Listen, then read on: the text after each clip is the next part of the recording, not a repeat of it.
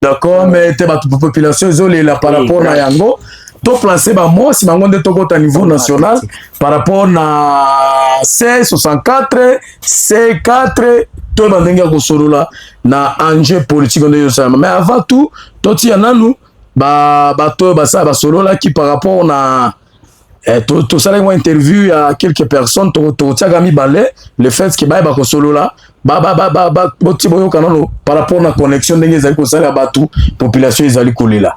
À tout à l'heure. Bonjour papa. Oui, bonjour monsieur Aribo Samuel. Habari ngine? Mzuri sana. Ok. Maoni quel par rapport à la connexion? Par rapport à la connexion vraiment inakuwa exagéré. Tunauza ma limite, ma mega, mais haipendi kutusaidia. Unafanya par exemple ta unauza mega yako, unafanya energy ta kisha kinafanya ananyang'anya yao.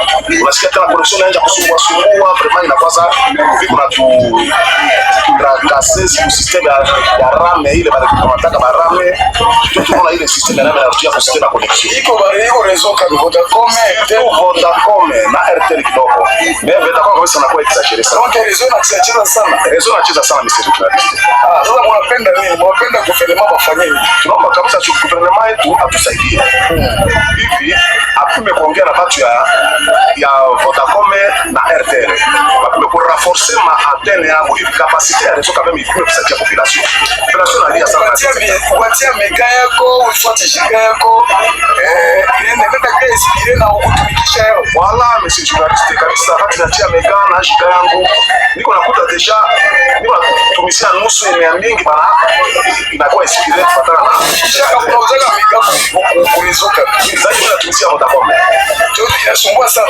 sana ndio kwa kutusaidia asante sana mwananchi asante sana papa. Le peuple d'abord. Bato IDP si bozolanda. To tiana to kapé mutu moko kaka simango tu bandenge ni akokata tout à l'heure. Jambo sana. Bangi. Mzuri sana. Unataka sema nini par rapport na ba connexion ya internet? Bon, mimi naongea juu ya connexion, mimi naomba na gouverneur ya province recommandation yetu si ba population Ituri.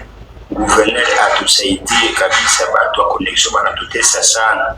Wakati wote mtu tanunua giga yake atatumizia tu giga ya 4 atatumizia tu 10 minutes ndio yeta tumizia mais giga yepa kunasaidia si ba population.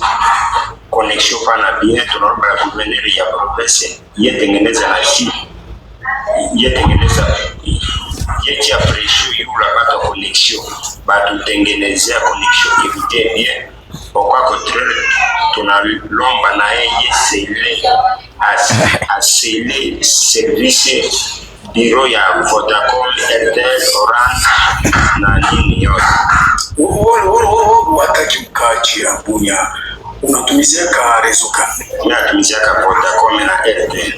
Inafanyaga namna gani? Vraiment inatusumbua sana wakati kidogo inakata. Vraiment njoo kabisa sushi tusiba kadi ya Bunya tunomba connexion barudisha na CX. Parce que kwa ichi ngini yetu hapa jirani yetu ya Ituri kwa Uganda na Kenya connexion na kwa fix. Haibuje kata wakati kidogo ule kwa vraiment blague ya iko. Yo tunaomba mkubwa ya province na gouverneur atusaidie. Amataisi aibasaidie namna gani afanye nini? Asele nini ile.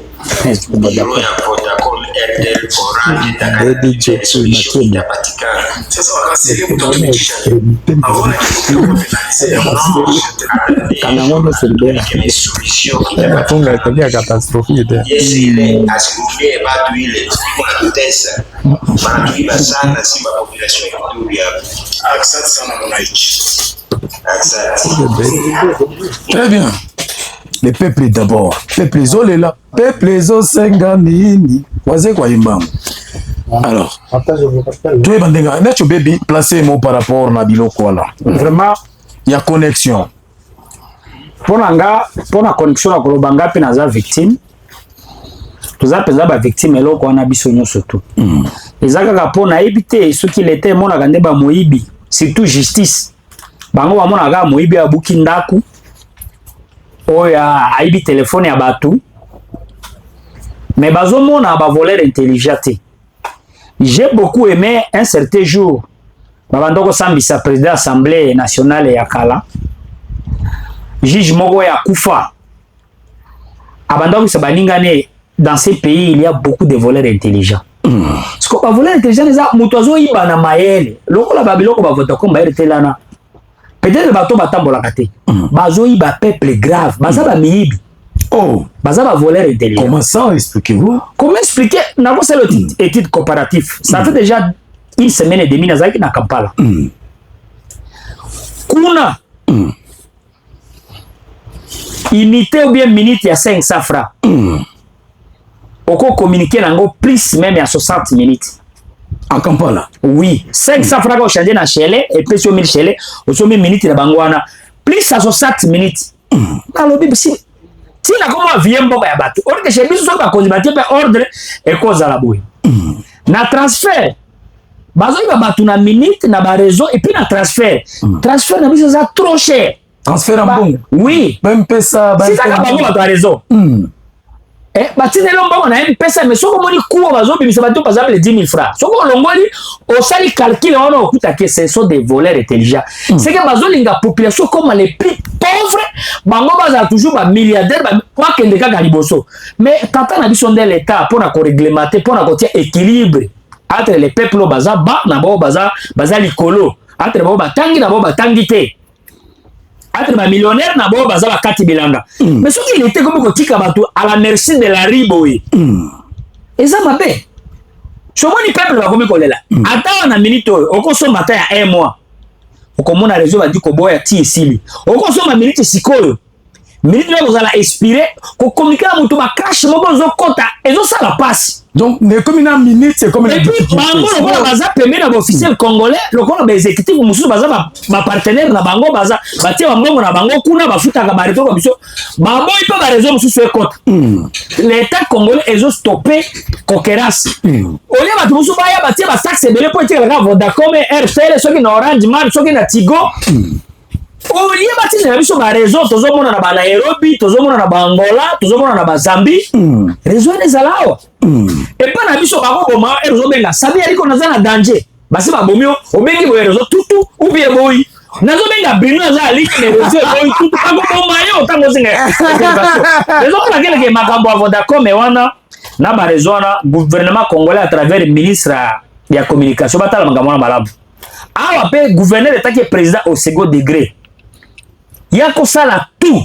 Pour ceux qui sont dans le gouvernement civil, Amel Tozana, ministre même professeur de la communication. Amel Tosto, tu attaqué à ma casse. Le gouverneur Azar va conseiller. Mais le conseiller en matière d'Azar, conseiller en Azar, a démissionné.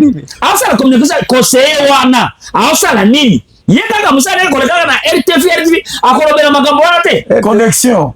Ah, mais la connexion, non, pour y avoir conseiller en matière de communication, il y a mission surtout. Pour y avoir représenté déjà ministre de la communication, sérieux, Bazala qui a. Ça, le gars, Patrick Mouyaya. Oui, ah, mais là, raison pour laquelle il y a lobby que tant que tu as Kinshasa, un communicateur autoproclamé. Tu as tout droit à Patrick Mouyaya. Tokoloba Jean-Marie Kasababa benga ena tout le bagage communication pour que la mingi tengana bruto ko za ba côté kuna et ça ma bazoyi ba population ba koyi ba peuple congolais ngoti wapi na secteur nyonso na communication ba ibi yango na ba taxe amine ba ibi yango bazoyi ba batu na nini nyonso ndena lobi ba voleur intelligent ce que justice congolaise au mona binoté nzambe pe azo mona bino boyo kakata mo soni boyo kakata mo soni pour na peuple yango Congo bien peuple là vous a tout donné peuple local et puis si ma conjoint tout mais peuple là ba ko récompenser ngota na communication te mais attends les longs combat te ndenge batu bazali ko la population ezali ko parce que la idéologie philosophie chef de l'état même à IDP c'est ça le peuple d'abord mais population ezali ko la connexion ezali malamu te makambu donc ezali RTL ezali Vodacom mais silence radio autorité je ne sais pas ndenge ezali kosalema epai ya paisible population nayebi te epai babongisi connexion eza epai bango bazoremarke eloko te par rapport à yango. Au moins que j'ai beaucoup aimé un jour tosali réflexion moko na ndeko na nga Javier c'était un économiste bon mokilingi nde bato ya vérité te asala nga réflexion alobi soki moto aza mokonzi abakisi kaka safra likolo ya motu bo likolo eloko moko boye ayebi aneti oyebi ke combien mokonzi ana kozwa akosala yango te eloko moko boye asali développement nabi oui omoni ke en matière ya bakonzi bakomi koyiba na kati eloko wana seke ekomi compre na bango moyen aréglementé yango eza te po ebi toyebi combien de fois Vodacom ememaka mbongo na libenga leta na olenge esunga ezopesa mpe bakonzi réseau nyonso eza na batakti moko colossale wana sikoyo batiki peuple congolais ou bien paisible population à la merci de la rue bazosouffrir sikoyo bazoyeba te ke bayebi ke population za ignoré eyebi eloko wana te ok population ya mikolo bazoprendre déjà conscience soki bakomi kolela raison ndenge nini moto apeye nini j'ai beaucoup aimé courage ya ndeko na biso moko boye marge betufaki afundaki Vodacom na tribunal siko bakonzi bakomi koswana na ye bakobomo bakokato mutu liki ya Kizaki afundaki bango asali na fundi nayebi te ngonga mama peja bisaki dossier yango esuka wapi po ye peza victime ti bakonzi bako menacé ye bakonzi ebele bele bako menacé raison pour laquelle nasengi ke le gouvernement congolais etala biso makambo wana bapesa biso meme badroit na biso moke balia mbongo na bango ebele me bapesa biso na droit na biso sinon un jour peuple ekose révolté so omoni moto wana ke plus loin koloba ke basele Vodacom ayebi te ye moko amisele tokoyebisa nde bakonzi babenga bato ya Vodacom batuna bango qu'est-ce qui ne va pas esika mosusu atene eza tokomona atene moko soki eza charge bapesa bango ta babakisa baatene soki bazala baingénieur te bamemela bango baingénieur na Uganda na poto mais nayebi baingénieur baza na Congo bato basali télécommunication passe même communication ba société ba raisona bazoloba communiquer peuple te quelle difficulté bazoztrouver peuple ezolela moto akosoma giga na ye asombi lelo mais ozomona ke non V4 ezenge aussi la mais asaleli yango te ekomi kope mpona moto ya pouvoir azoloba lokola yo totunaki Kisekedi aza bon président na lobaka mais les entourages qui les font mauvais Kisekedi aza bon nga 3 fois nga na Brino tanga baka ba jeune na Kinshasa tomoni penza moto azosolola na bolingo ya mboka na bolingo ya peuple congolais mais loko ba exécutif ba tourner bazosala bazo décevoir même ta awa autour makambo IDPS otala makambo IDPS ndo koloba te IDPS baza bato ya pyramide renversée lolenge balobaki le peuple d'abord barenverse IDPS d'abord peuple balese yango babwaki yango na oubliette o wana kolobaka ta te kotuna nga baquestion ya boye te très bien Monsieur Bruno akilise nde sala lecture na yo parce que omoni ki auti koloba ke non chef de l'état kozala malamu mais entourage ezo aider te mais j'ai nakoki kozala parce que balobaka non il n'y a pas une mauvaise tout finir il n'y a que mauvais chef peut kozala un coup mais na sepeli na façon ya chef de l'état mikolo bandu ko circuler chef de l'état zalaki surpris déci tango akeneki na zandu nakotia boyo kandengi azoloba ke non a mettre bato à garde akena zandu akiokuta etulu kwa musala ngana zo recommander kaka gouverneur de la province pardon kitano na zandu na grand marché tala po peuple na yo ngana to senga bongo je nazali ko senga na plaider pardon kitananu ok ndana kuno tala ndenge chef de l'état kendeki na zandu akutana na makambo ye moko yo pe fait salon kita mais bale kisayo tere ba côté musu bale kisayo deuxième avenue côté ya bima na ebi ke ndenge tozo solo la ba kubimisa ba salito na mangu ndenge jura to beti batiaki ba mama na solo ya ndunda na place ya WC même jour wana ordre bimba bimisi batwana mais nazo lukasiko batwana batie bango wapi bazongi na balabala to baza wapi c'est ça la question vous avez la minute bon ndeko Sami merci pour na pesanga maloba je crois sur ce qui concerne connexion internet c'est un cri d'alarme que nous avons suivi sur toute l'étendue de la province. Parce que l'impact y a mauvaise connexion, encore à perturbation de connexion, et ça a un impact sur tous les plans, que ce soit même sécuritaire. Parce que les lois sont que les gens ont urgence sécuritaire dans Djougou, comment on peut alerter le gouvernement provincial, par exemple la Boune. Tu auras la difficulté d'appeler parce qu'il n'y a pas de connexion. Perturbation à connexion, surtout à Vodacom. Oui, ils ont un impact sur tous les plans sécuritaires, surtout que nous sommes sous l'état de siège, c'est-à-dire il y a des sécurités dans la province. Il y a des coins où les problèmes arrivent à tout moment. Et pour alerter les autorités, il fallait utiliser le canal de la communication à travers les téléphones. Mais lorsqu'il n'y a pas de connexion ou encore pas de réseau, comment est-ce que vous allez alerter? On a la première insécurité. Ça, c'est sur le plan sécuritaire d'abord et pas de la communication. Sur le plan éducationnel. Ici, on a parlé de LMD. Les étudiants à la LMD, vous savez que LMD signifie qu'un étudiant peut travailler ses 4% et les enseignants aussi travaillent ses 4%. C'est-à-dire les étudiants doivent faire trop de recherches. Et cette recherche, n'est-ce pas, est basée où? À l'Internet. Je ne sais pas si on a déjà installé les Wi-Fi partout dans les universités. À moins qu'il va installer en gros. Mais s'il n'y a pas de Wi-Fi dans certaines universités, comment est-ce que les gens vont pénétrer l'Internet avec cette connexion ici? Ça va aussi jouer sur le plan éducationnel. Ce sont là des les gens ne vont pas dire oui. Alors que LMD nécessite un étudiant de beaucoup travailler. Il faut connexion à la permanence. C'est ça. Alors vous regardez des impacts comme ça. Et si le plan social, encore, n'en parlons même pas. Parce que ici, pour aller même au niveau de la BAC, à un moment donné où il n'y a pas de connexion. Au Conseil, là, on a toute la journée, même des jours, où il n'y a pas de connexion. Exact. Donc, vous comprenez que c'est tout des problèmes. Alors, le chef de l'État n'a pas... Je ne suis pas là pour vous dire que je suis en train de dédouaner le chef de l'État de sa responsabilité. Mais si ça concerne le président de la République, le président est bon. Ce n'est pas pour rien qu'aujourd'hui, on a décentralisé le pouvoir. On a décentralisé dans les provinces, dans les territoires, dans les chefferies, dans les communes, les chefs de l'État, ses représentants. Et ça revient maintenant à ces représentants d'aider les chefs de l'État. Ce n'est pas le président qui va venir toujours jusqu'à Ndjougou pour dire qu'il n'y a pas de connexion ici. Comment ça l'aider? Comment aider dans quel sens? Parce qu'on leur a donné, on leur a légué le pouvoir. C'est-à-dire qu'il fallait agir aussi et puis réglementer les choses. Il y a un petit exemple là où le chef de l'État est descendu au niveau des marchés. Et quand il est descendu au marché, quelle est sa déclaration? Est-ce que lui, il était d'accord avec ce qu'il a trouvé au marché? Non.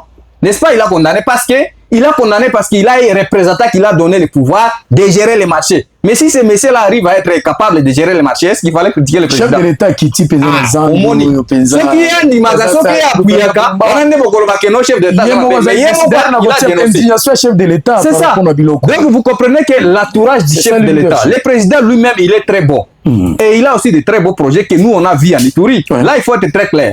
On doit remercier les chefs de l'État. Mais ces entourages, l'entourage du chef de l'État, beaucoup ne veulent pas rendre la même confiance que le chef de l'État leur a donné. Le chef de l'État, comment il est surpris, hein? Évidemment. Sur le terrain, il y a mis sur les belés, c'est-à-dire, les chefs de l'État, ils sont venus là pour flatter le président. Surtout ses représentants dans les provinces, dans les territoires, ainsi de suite. C'est par exemple ici à Ituri, vous savez, la connexion Vodacom. Nous avons un porte-parole des réseaux Vodacom ici. Marie-France, elle a communicateur, il y a Vodacom. Marie-France. Mais cette dame n'a jamais pris la parole. Depuis que la population a commencé. Mais communication exacte. C'est pourquoi je vous dis que Vodacom a la nangai. À moins qu'il va dédouaner na poste na. Mais je sais que communicateur, parce que ça moi aussi, il y a la communication pour la réseau Vodacom a na Ituri. Mais depuis un moment donné, la dame a disparu. Elle ne fait rien. Je ne sais pas ce que je appelle ça salaire. Parce qu'elle ne fait pas la communication. On ne sait pas qu'est-ce qui se passe, quelle difficulté. On a demandé ici c'est quoi le problème. Parce que nous, moi je ne suis pas spécialiste, je ne suis pas un ingénieur pour détecter les difficultés qui racontent les Vodacom. Alors on leur a demandé, dites-nous qu'est-ce qui ne va pas pour qu'il y ait la perturbation de la connexion. Aucune communication. C'est-à-dire ils sont conscients de ce qu'ils sont en train de faire. Vous comprenez? La population. Soit il fallait suspendre les paiements de mégas et gigas de la connexion Vodacom et RTL qui utilisaient autre. Non, moi, je suis en côté parce que. Oui, utiliser en côté. Je dis et j'assume. Il ne faut pas utiliser ces deux réseaux. Moi, je vous dis parce que comment ils sont en train d'escroquer les gens et ils ne veulent pas nous donner la cause. Ils n'ont qu'à nous donner la cause. Pourquoi? Ils sont en train d'escroquer. Est-ce que toi aussi tu es victime de cela, de Vodacom? J'utilise SIM carte Vodacom et RTL. Nous subissons la même catastrophe. Vous comprenez? Perturbation de connexion, c'est vraiment catastrophique. Donc, vous avez 25 000 ça là, 24 heures, en tout cas, même les gens, attention, 8 minutes. Combien de motos, il faut écouter des crashs. Je me demande finalement qu'est-ce qui ne va pas. Alors, les gens qui devraient nous donner la cause de cette perturbation, c'est la communicatrice. Mais qu'est-ce qu'il faut faire dans au stade actuel? Mais là, on a la population. Parce que la population de la ville de Bunia et tout, par rapport à l'instabilité, à la connexion. C'est pourquoi je vous dis que conséquences, c'est ce que je vais demander à la population, c'est de sanctionner seulement, suspendre les paiements des mégas et gigas et aussi des minutes de ces deux réseaux. Batika bango ba isoler bango nan parce que ça dans ozo ko osombi yango bazo bénéficier mongo mais yo tu ne bénéficies pas sur le plan communication. Mais toi tu as parlé seulement sur Vodacom. Na RTL, je vous dis ce sont là les deux réseaux qui embrouillent beaucoup. Orange, est-ce que Orange je n'ai pas encore je crois Orange est quand même oui. Mais je dis que les deux réseaux Vodacom et RTL, ce sont ces deux réseaux qui embrouillent la population. C'est pourquoi je dis à la population de ne pas payer leurs mégas, ni aussi les gigas, même pas télécharger les minutes.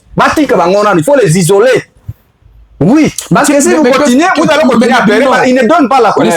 Qu'est-ce qui fait que non, les autorités en place, apparemment, qui sont la victime, mais population, parce que chef de l'État, qui prône toujours le peuple d'abord. Dès le peuple, les alliés, peuple, les là. Si là, c'est radio de la part des autorités, je vous ai dit, il y a des autorités qui ne sont pas là pour aider le président de la République. Au contraire, Bato Bassal, chef de l'État, c'est nous. Les leaders d'opinion. Parce que Michel Tolobaka, le vrai problème de la province. C'est ça. Alors, Bato, pouvoir pour la chef de l'État, il ne le faut pas. C'est pourquoi il n'y a pas autre moyen. Parce que si nous encourageons la population à soutenir ces deux réseaux, ça sera encore catastrophique. Donc, nous allons suspendre le paiement à méga. Nous allons à Vodacom et RTL. Isolé économiquement. Oui, parce que marketing. Non, bon. Est-ce que Orange est beaucoup mélange? Beaucoup mélange. Si quoi, Sami, au moins, il y a 2 minutes, bobenga. La marketing, il y a Orange. 3 personnes, bobenga. Comment est la connexion? C'est pourquoi j'ai dit. 3 personnes, bobenga, bangula. J'ai dit ceci, 3 minutes, n'a pas dit. J'ai dit ceci. Suspendre le paiement à des réseaux pour utiliser autre réseau. Pour ne pas dire que non, moi j'ai fait marketing à réseau Moussous. Mais j'ai dit c'est le mec qui va suspendre à réseau Mibaloana. Pendant qu'il faut d'accord, mais ça déjà ma client est belé. Bon, ma client est belé, vous savez. Ça va client est belé, mais comme il faut décevoir. Vous savez, Sami, ce qui se passe là avec Vodacom et RTL, et ça escroquerie. Très bien. Ce que mon code pénal, article 98, et ça escroquerie parce que mon tazo est boy. Toi la nana auditeur, oya kotimbala moko. Bonjour auditeur Motenayo. Ok, ozali nani, ozali kobenga biso ko tapi kombo nani, pe olobi nini par rapport na sa ba connexion, ezali ndenge nini ozali komona, osali la raison nini?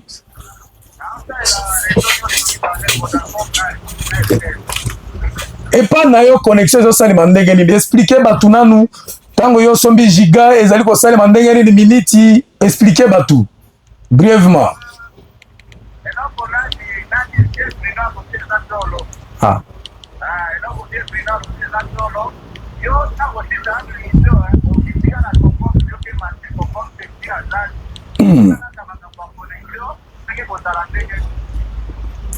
Donc et pas na yo nanu ezali kwambrier osombi vumili vigigana voloma bezoli yama elemi apama no saleli yango te.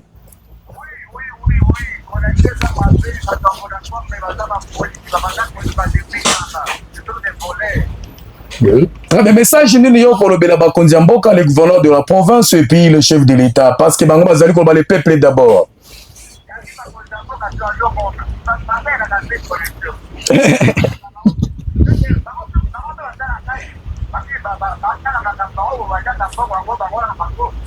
Oh, très bien. Très bien, merci. Personne ne t'aime tout mon corps.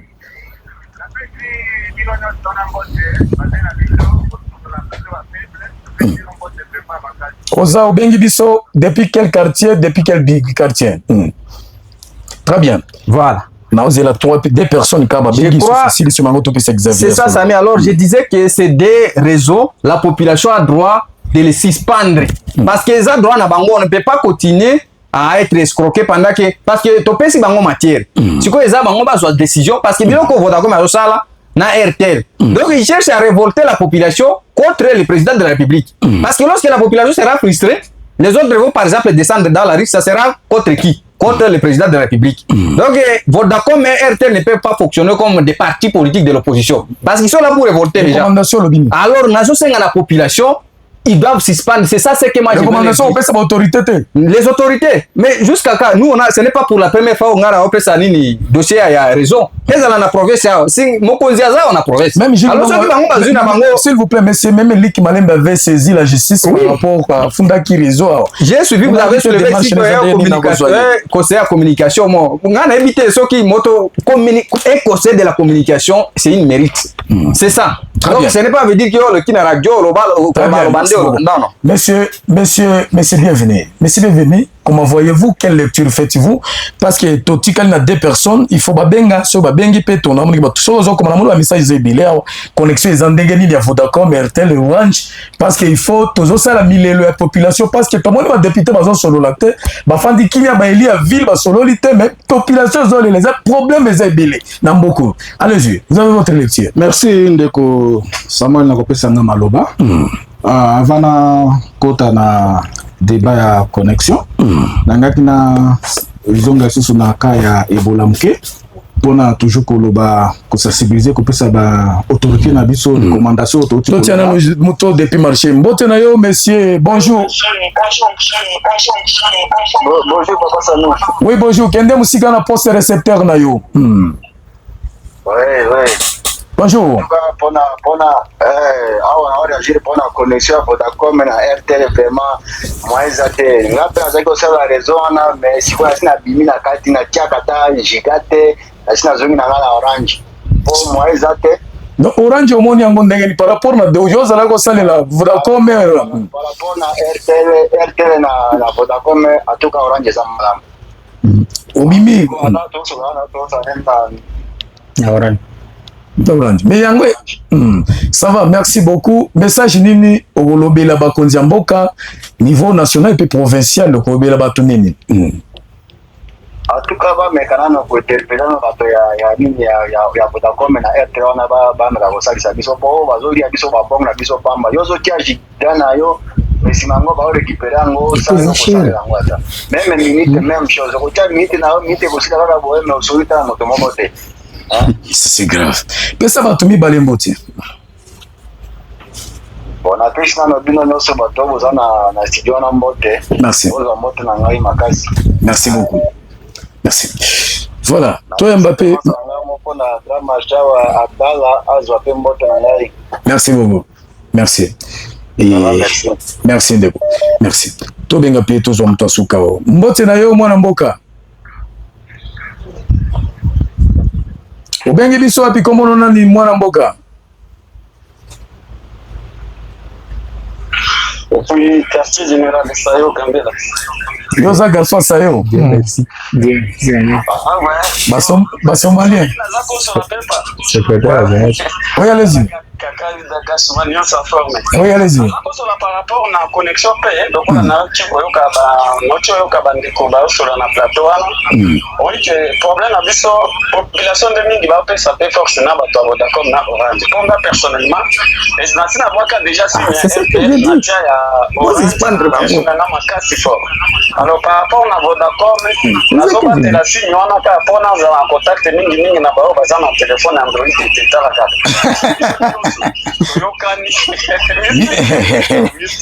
Bino bozalaki olela mpona connexion.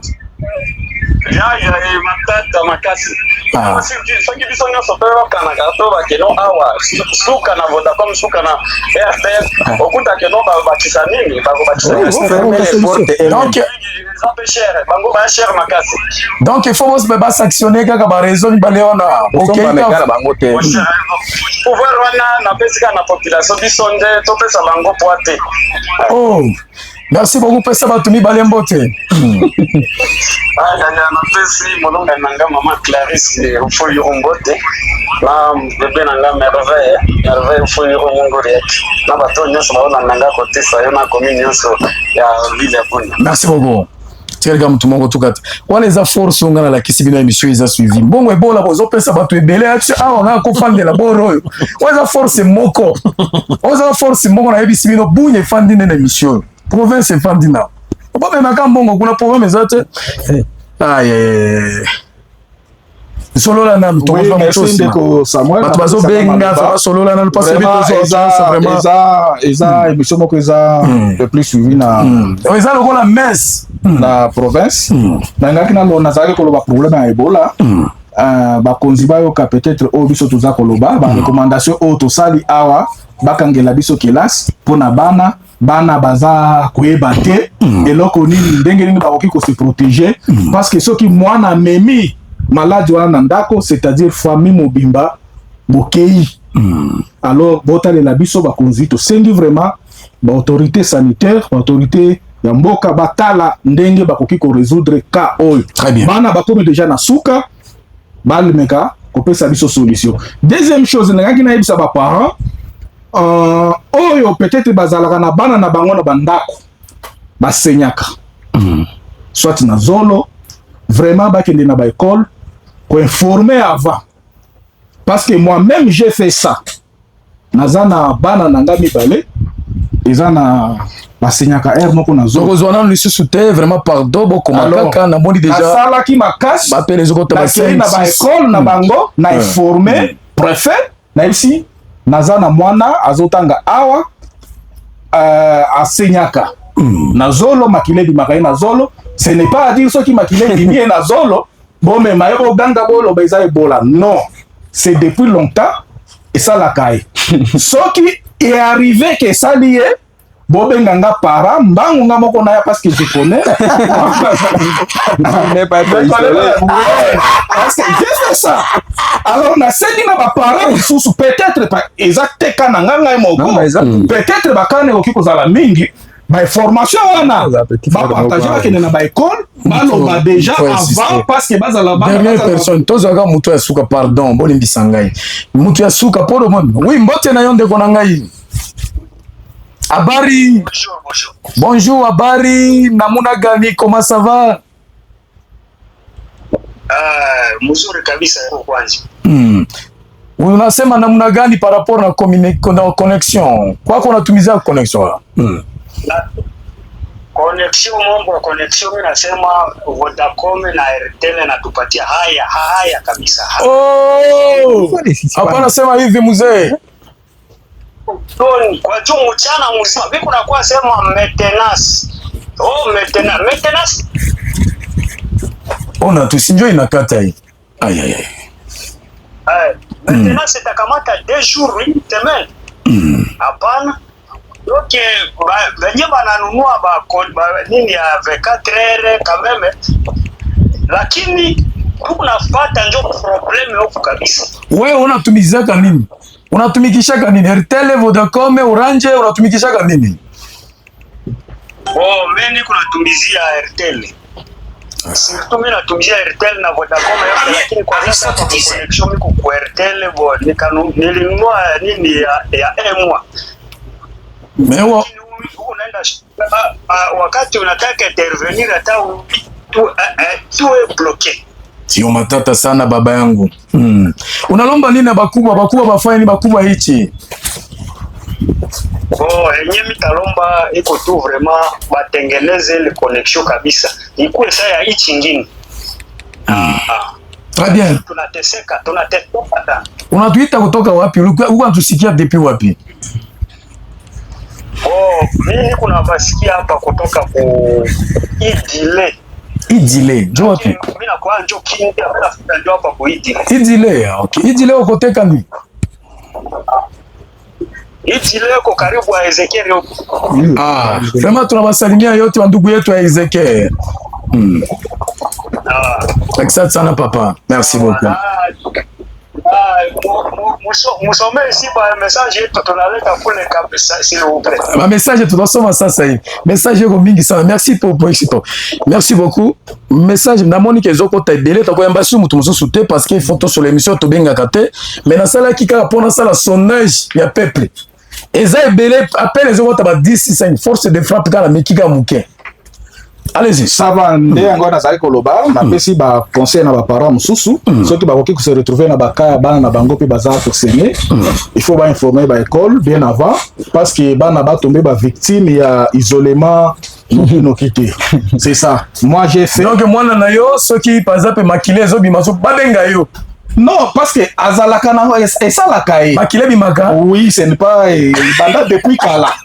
Alors, ceux qui les lots oyo accueillis par exemple la classe, bah maquillé l'examen. Maquillé comme au oui, et comme bah élève bah ninga ba okiko kima. C'est ça. Alors c'est pourquoi j'avais prévenu, na kene ko prévenir mais ce n'est pas fait. Na c'est déjà qui kaya moi na oza boy. Si ça arrivait, bah benangai. Yo moko mokolo. Ngai moko mokolo moi na. Bani mo système. Non, na lobi kaka parce que eza ba ebelo ko ça les parents mususu ba ko tomber ba victime. Biso toza ba tutozota na il faut toloba déjà makambo wana avant. Na ko tipo na connexion vraiment ba connexion oyo ba réseau toza na nango na mboka oyo surtout ba to ba critiquer les gens balé te soki ba konzina biso ba kanisaka nini pona ba réseau oyo.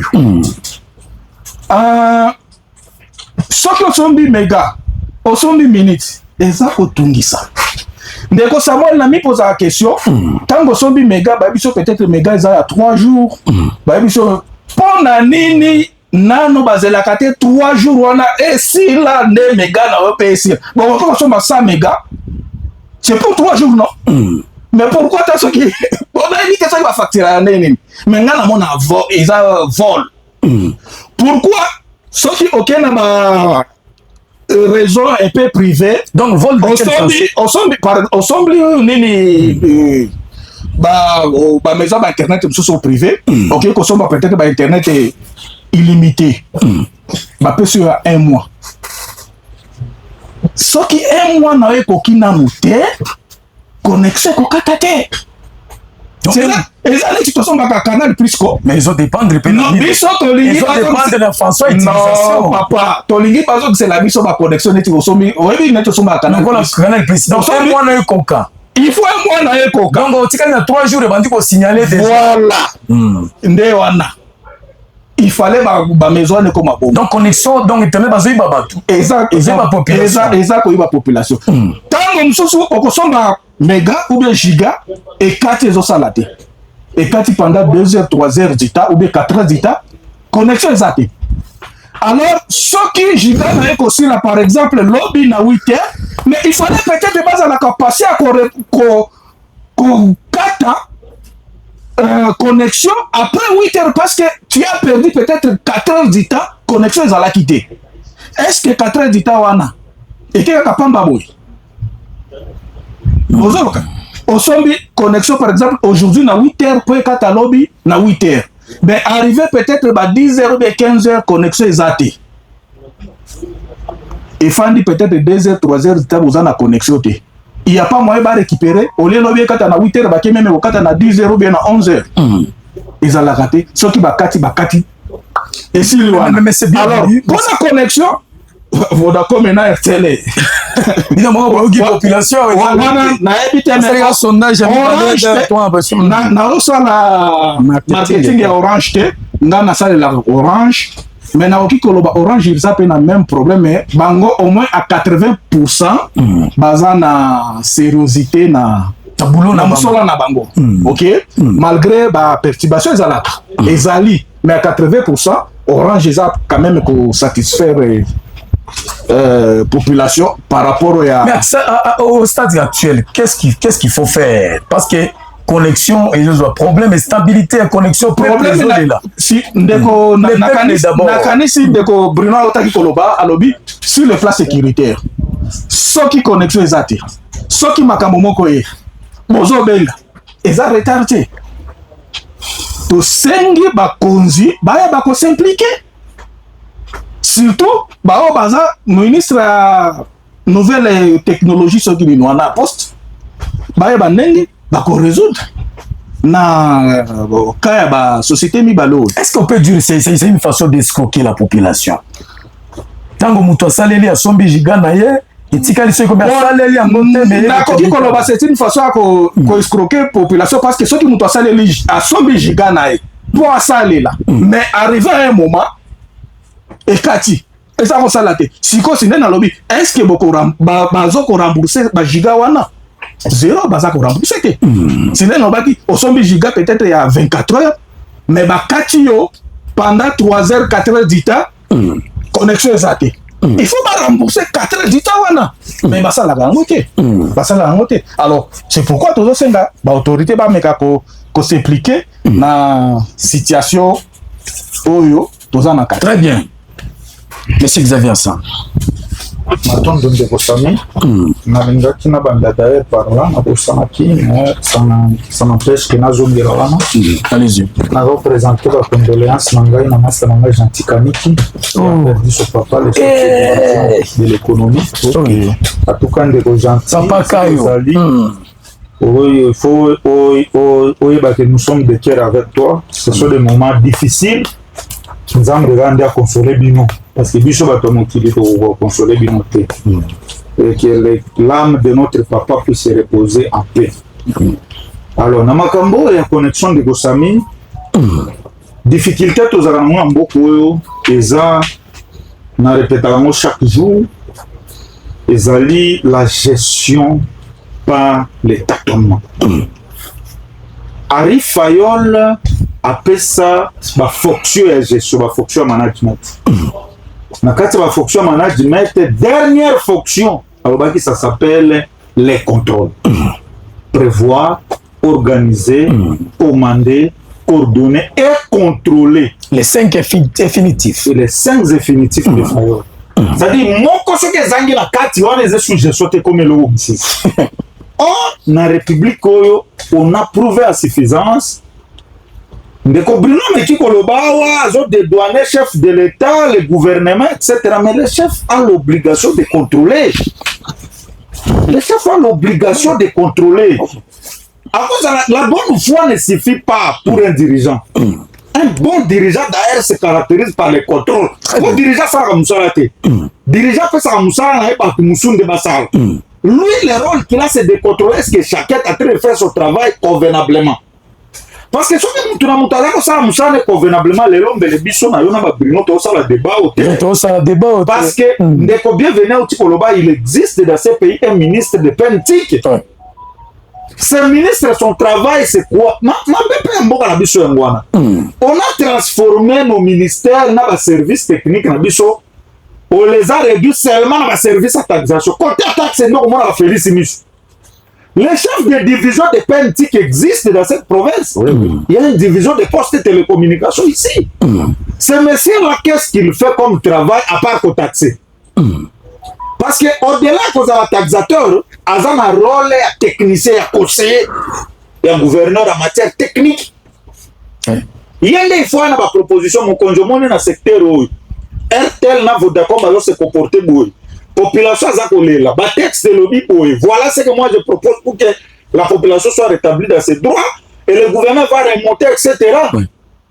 Mais est-ce que les gens sectoriels, les responsables sectoriels n'ont pas ça convenablement? Proposition Bruno d'ailleurs, parce que le problème c'est que nous sommes dans un terrain concurrentiel. Vodacom n'a RTL, privé, commerçant. Nous devons mettre ça dans la tête. Ce ne sont pas des agents de l'État, ils ne sont pas venus pour nous faire plaisir, ils sont venus se faire l'argent. C'est ça l'objectif de ça business. Maintenant, nous devons avoir la contrebalance. C'est l'État, parce que dans ce pays, on a créé un truc qu'on appelle autorité de la régulation, ce qui est des postes de télécommunications qui existent, qui a le rôle de réguler le secteur. Arrête. ARPTC. On a autorité de régulation de l'énergie. Donc, dans chaque secteur, c'est quand même moi autorité de régulation. Moi, j'ai une mission. Il y a pour veiller que on a secteur, on a tout et secteur, sous tutelle et ministre. Moi, il y a un mois dans les réseaux sociaux. Le 31 mars, c'est ma Makamboy. Na photo ministre. Est-ce que c'est monsieur ailleurs parce que nous souffrons des problèmes? Parce que la connexion, ce n'est pas seulement la perturbation de il y a un volet à qualité et il y a un autre volet de coût. Nous sommes parmi les rares des pays où Internet a coûté trop cher en termes de consommation. En Éthiopie, il y a des pays qui coûtent 60 minutes au solo qui pendant combien de temps. Mais chez nous, 60 minutes, allô, comment bien? on vend bien pas bon récit. Tout ça, il y a des techniciens qui sont chargés de suivre ça. Est-ce que ça biso ou bien ça va député, il faut pas l'endébloquer. Il faut pas député, il faut pas député. Interpeller le ministre de politique, pas seulement pour interpeller, mais pour ça un peu de texte, parce que actuellement, dans le lobby, na uti kola kisa mboka na biso eza kola batiki ba consommateur à la merci des opérateurs économiques, et ça c'est dans tous les secteurs de la vie. Biso ba consommateur to comment na biso ba proie ba opérateur économique. Un opérateur économique peut faire de nous ce qu'il veut, il peut mettre les prix comme il veut, bango ba télécommunication ba ko consommer biso ba méga comme il veut, ba zo facturer biso comme il veut. Ba service na bango ata ba service financier ba comment ba service financier ko pesa ba nyongo. Tala taux de terrain na bango aux à 15 de $10 bazo foutisa yo soit $12 et chaque jour on te fait payer les pénalités de $1, mais c'est en contradiction dans la texte aux réglementaires secteur de la finance. Donc bazo yiba population. Effectivement. Moi facilitation bato baza na ebi bazo benga moso ba nini ba na ebi te ko ba rallonge ya ngona ba terre. Mais on a un service financier, il faut respecter ma taux à banque centrale. Relonge. Même en matière de crédit. Parce que le service on est réglementé dans la banque centrale. Vous comprenez? Dans la matière à crédit, il faut banque centrale à surveiller taux de terrain de la population. Moi je suis un ancien banquier. J'ai fait la comparaison à côté taux exorbitant, extrêmement exorbitant. Et ça, on a Banque Lambert. C'est la même chose avec Banque Lambert qui est prohibé. Mais on va formaliser un mot rallonge. C'est prohibé. C'est pour dire que à un moment donné, l'autorité il faut jouer le rôle convenablement.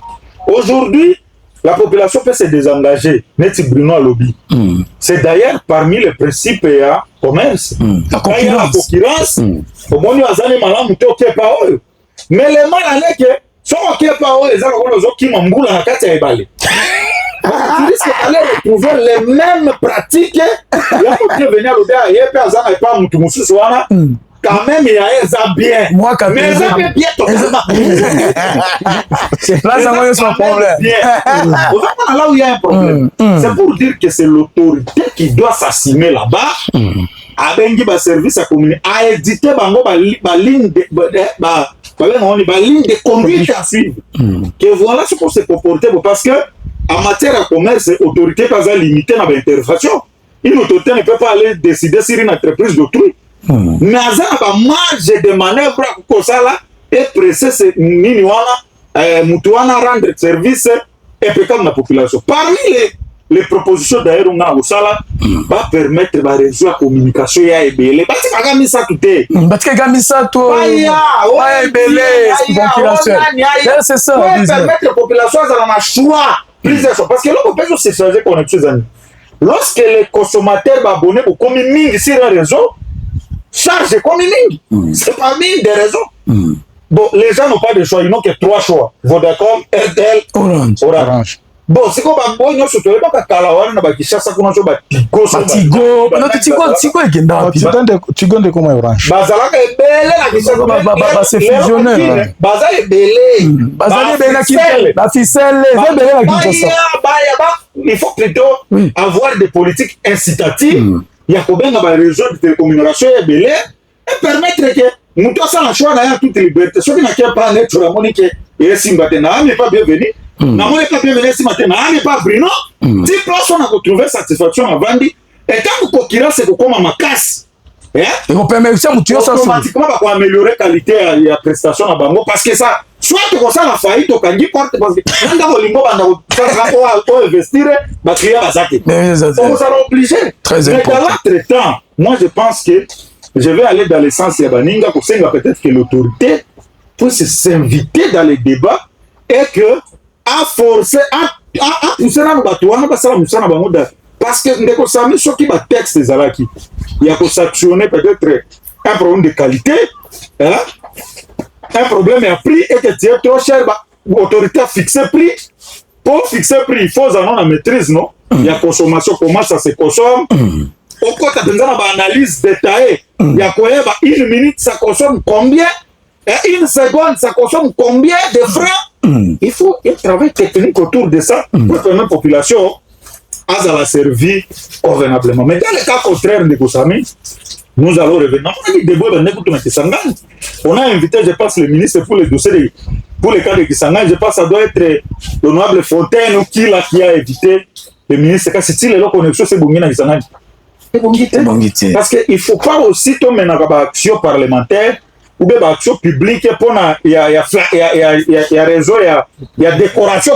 Est-ce que va compéser la carte par exemple au PC à Kisangani? Est-ce que tu crois que compéser? Le problème c'est quoi? Le grand problème c'est ce que j'ai dit. La société on a capitaliste et ils viennent chercher l'argent. Ils ne sont pas des socialistes. Oh, l'aspect social, non, ils ne sont pas dedans. Le problème, ils font l'argent. Pourquoi l'État, l'économiste scientifique, prévoit que dans une société, dans un monde capitaliste, l'État il fasse la manette d'intervention sur le marché économique pour rétablir l'équilibre. C'est là où nous demandons à ce que les ministres ne doivent pas seulement être invités, mais les ministres doivent être contrôlés. C'est différent. Combien de ministres du Parlement ont continué à question à répondre? C'est pas ça. Il faut contrôler le suivi. Il faut essayer. J'ai l'impression que tant que député, et puis comment on a médiatisé mon casse, on a mis lettres partout. Il a invité les ministres. Mais pour quelle finalité? Il n'y aura rien comme finalité. Et nous sommes fatigués de ce genre de politique. Nous devons sortir le contrôle au vrai sens. Monsieur Xavier Hassan, est-ce que le gouverneur de la province peut intervenir dans cette situation d'instabilité? Le gouverneur n'a pas de compétences dans cette matière. Non. Le gouverneur n'est pas compétent. Intervenir au niveau national. Il n'est pas compétent. Ministère c'est le ministre dans sa que le gouverneur peut faire réserve au connaître gouvernement lobby. Le gouverneur peut solliciter, remonter les problèmes au sein du ministre. Le ministre n'a pas faire appliquer. Le ministre est représenté par un chef de division ici. Le gouvernement ne peut que se limiter à donner une grande orientation. Mais pas bon améliorer pour le chef de division, vraiment. Il y a un chef de division de politique ici qui, en réalité, devait nous dire rapport nini ya ça par rapport à ma qualité de connexion, na ma connexion comparativement à Bamboka Moussous. Très bien. J'ai me semble réflexion jolie dans ces pays dans sélection. Vous avez mis ça bilo comme vous avez malam mingi. Vraiment tout ça tout un message à bateau bango. Vous allez voir sur l'air toiture et même ils utilisent les réseaux de Starlink. Starlink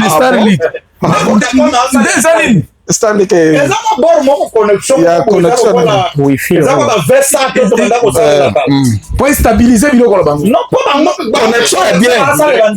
Comme ça la satellite. Oui, la satellite. Mais comment c'est maman ya. En tout cas de la zotanga. Mon Dieu. Bango bakena satellite biso banyama na bango nde to salelo ya bango siko ya kopolo. C'est ça le problème. Mais chef de division vraiment, Bobby Keza service, na lukaye, Bobby Keza. Poste télécommunication, ça wana pega na poste wana kokute wana na bureau poste. Quel rapport il fait? Donc voir sur leur toiture et même ils utilisent les réseaux de Sterling. Ça montre que eux-mêmes ils n'ont pas confiance à leur propre réseau. Voilà. Donc on comprend très bien toi bambakasa. Vraiment, chez les divisions, vraiment, bateau vraiment il faut tout le cabino. Parce que ce n'est pas les approbations. Babino boye ko lukambongo. Bokoyi babiso na niveau anate. Le peuple d'abord, le chef de l'État avait prôné. Un message à bino total à ce moment qui m'a niveau national par rapport à biloko ezali kolekana. Salim Radio, vraiment connexion de Vodacom et RTL, c'est catastrophique. Tozo la lanzala. Bien, nous avons l'argent. Nous avons l'argent sur M-Pesa. Vraiment, il y a bien Tozonga Kaka na réseau Orange. S'il vous plaît, signez. Il y a nous à partir de Rwankole. Bamasa Rwankole na pesi bino sombote, mais de toutes les façons que non, oya ko za Orange tende au salon profiter ko sala marketing parce qu'il faut pesa bon marketing yao. Vraiment toke pe muto à lobby ba message c'est mingi awa merci vraiment pour na biloko bozali ko sala et beaucoup ba message na bino il faut na tanga pour etena e bandenge ni na ko satisfaire pe bino et tolobaki muto abenga lisusu te et prochainement tokozalaka na émission ya kobenga parce que tolingaka to exploiter ba makanisi ba réflexion ya bana mboka ba leader d'opinion ba faiseur d'opinion. Bonjour le biké babi bonjour ndeko journaliste nazolanda bino 565 EP nalandaka bino à chaque émission. Alors makambo ya connexion wana totikela nzambe kaka po ata tolobi ndenge nini bakoalanje te po eza intérêt na bango kuna, donc eza batu ya kotika bango basala réseau na bango bango moko eza Samuel Muzipela omo na peso mbote ndoi na ngai. Ouais, lobike bonjour awa na Nyakunde RTL na Orange eza bien. Ah, donc kuna na Nyakunde siko balingi Orange na RTL eza bien, mais Vodacom ende ezotungisa ezanga de Gracias Kodabo depuis Nyakundi.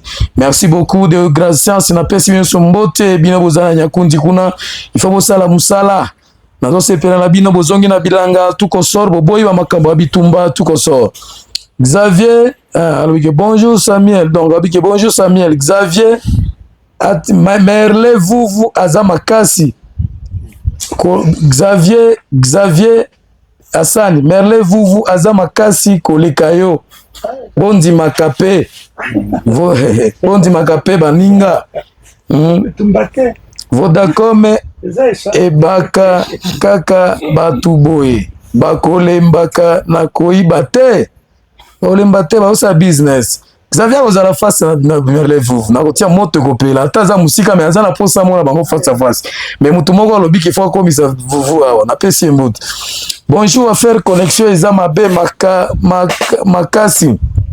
Na tout réseau Vodacom eza réseau ya Moibi. Makasi pe affaire ya rame. Eza muke devant Vodacom vraiment Vodacom ezoi babiso na miniti na mega comme Gigapé na M-Pesa. Vraiment, ce sont des grands voleurs. Bonjour à faire connexion. Ezabiso Kaka, gouverneur Abengi Sabango. Merci. Bon, total est là. Total, ndenge so inde social alerte, faiseur d'opinion, lobby awa. Tu yebite. To solo nanu si bango ba mususu tokotanga. Totia nanu par rapport na niveau national maintenant. Ba matinée politique ezali ko salema. Par rapport à probable changement de constitution, ils allaient changer. D'ici là, ça là déjà, procédure, comment est-ce que non référendum et ça les manakati ya mboka ya